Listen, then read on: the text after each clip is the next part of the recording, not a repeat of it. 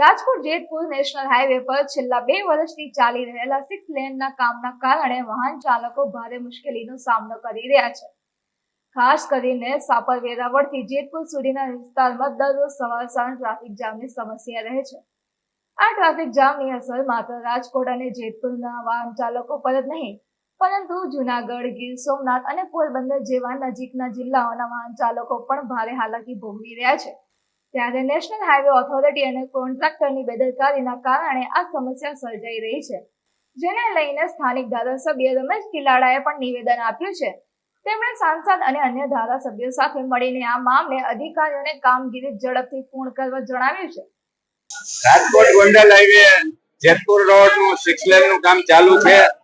ખૂબ જ પ્રગતિમાં કામ ચાલે છે અને 6 લેન બનવાથી ઓવરબ્રિજ ના કામ પણ ચાલે છે।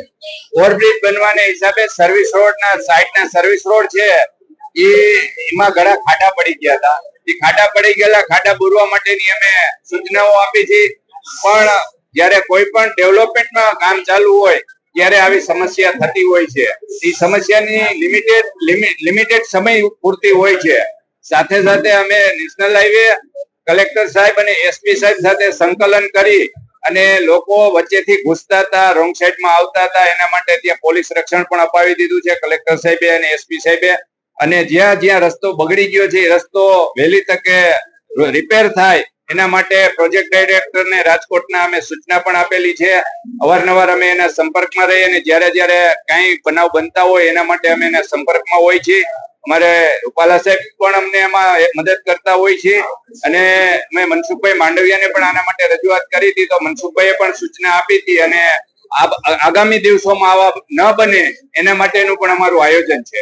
6 લેન નું કામ ટેન્ડરની પ્રક્રિયાની કન્ડિશનની અંદર જે પોઝિશન છે એ પોઝિશન મુજબ થોડું ડીલે ચાલે છે, પણ ગઈકાલે નેશનલ હાઈવે ના દિલ્હીથી અધિકારીઓ પણ આવ્યા હતા અને એનું પણ સુપરવિઝન કરેલું છે અને એને પણ સૂચના આપેલી છે કે આ કામ સમયસર પતી જાય એના માટેની સૂચનાઓ પણ આપી છે।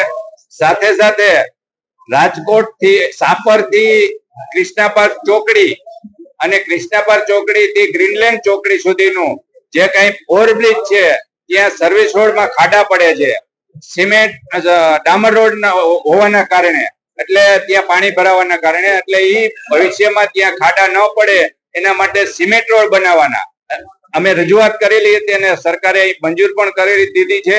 સાપર, શીતળામાનું મંદિર અને પારણીના 3 સિમેન્ટ રોડ ઓલરેડી બની ગયા છે અને હવે કૃષ્ણા પાર્ક થી ગ્રીનલેન્ડ ચોકડી સુધીના સર્વિસ રોડ ઉપર પણ સિમેન્ટ રોડ બનાવવા માટેની મંજૂરીમાં દિલ્હી પડ્યું છે। ટૂંક સમયમાં એ મંજૂરી પણ આવી જશે।